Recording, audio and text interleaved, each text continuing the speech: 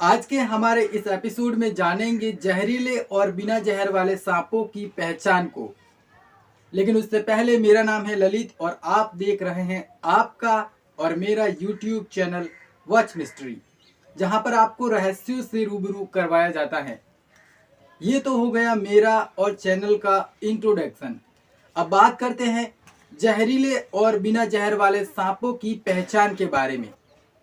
दोस्तों, यहाँ पर मैं आपको जहरीले और बिना जहर वाले सांपों की पहचान बताने से पहले सांपों से जुड़ी हुई कुछ जानकारी बताना चाहूँगा।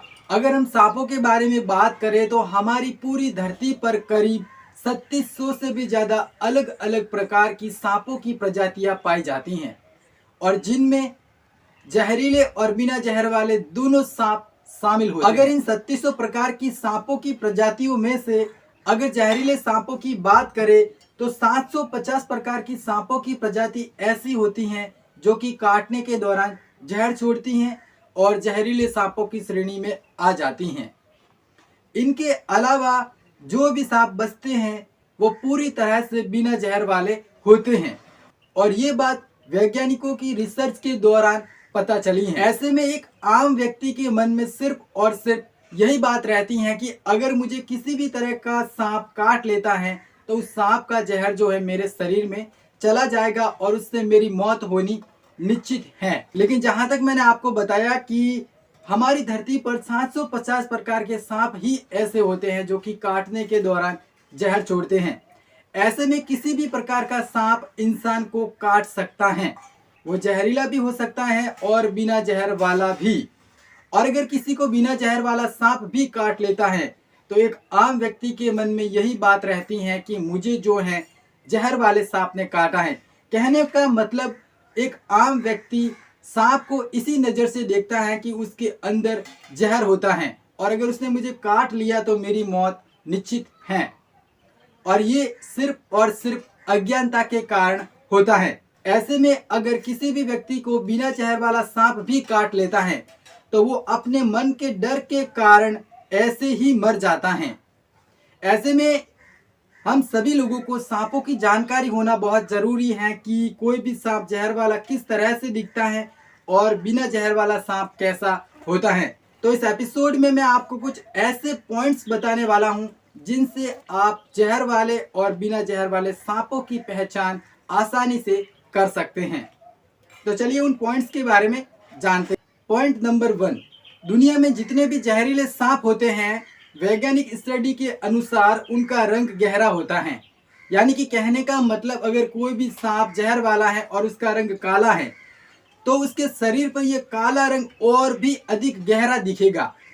वही अगर बिना जहर वाले सांपों की बात करें तो बिना जहर वाले सांपों का रंग जो है वो हल्का और मटमैला। पॉइंट नंबर 2, जहरीले सांपों की पहचान उनके सर से भी होती है, क्योंकि जहरीले सांपों का सर जो है वो आगे की तरफ से नुकीला होता है और पीछे की तरफ से मोटा।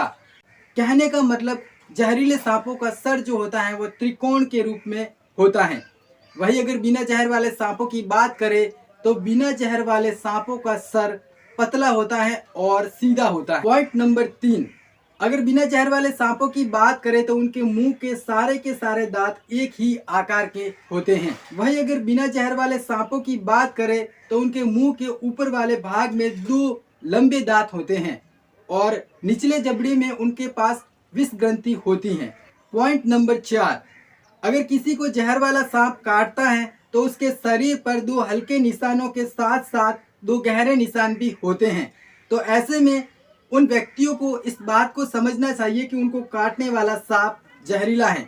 और अगर किसी भी व्यक्ति को सांप काट लेता है और उसके शरीर पर इस तरह के निशान नहीं होते हैं तो काटने वाला सांप बिना जहर वाला होता है। पॉइंट नंबर 5, जहर वाले सांपों के आंखों की पुतलियां लंबी होती हैं और वही बिना जहर वाले सांपों के आंखों की पुतलियां गोल होती हैं। पॉइंट नंबर 6, जहरीले सांपों की गर्दन पतली और कसी हुई होती है, वही बिना जहर वाले सांपों की गर्दन सीधी और लंबी होती है। पॉइंट नंबर 7, जो सांप जहरीले होते हैं वो फन धारण किए हुए होते हैं, यानी कि उनके पास अपना फन होता है।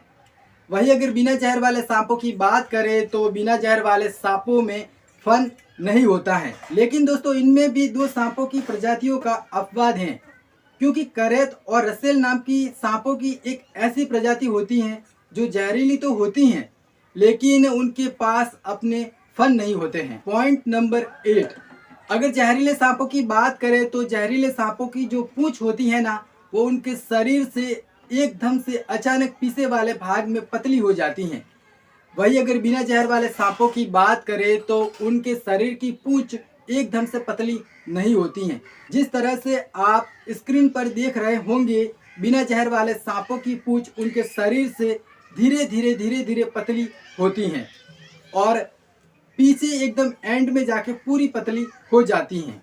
अगर समुद्री जहरीले सांपों की पूंछ की बात करें तो उनकी पूंछ सपटी होती हैं और जमीन पर रहने वाले सांप जो जहरीले होते हैं उनकी पूंछ गोल होती हैं। पॉइंट नंबर 9, जहरीले सांपों के शरीर पर षटकोण के रूप में इस तरह की चंद्रसना होती हैं जो कि छोटे छोटे रूप में उनके पूरे शरीर पर मौजूद होती हैं। लेकिन वही बिना जहर वाले सांपों के शरीर पर ऐसी चंद्रसना तो होती हैं लेकिन वो भी बड़े बड़े रूप में मौजूद होती हैं और षटकोण के रूप में बिल्कुल भी नहीं होती हैं। इसके अलावा अगर पॉइंट नंबर 10 की बात की जाए तो जहरीले सांप जो होते हैं उनके शरीर के निचले वाले भाग को देखा जाए, यानी कि मान लो मैं आपको कहूँ कि जहरीले सांपों के पेट को देखो तो पेट के निचले वाले भाग में जो ये पट्टियाँ होती हैं ना, ये जहरीले सांपों में सबसे पीछे वाले भाग में जाकर बट जाती हैं और ये 2 भागों में बटती हैं। तो ऐसा मानो कि वो सांप जहरीला है।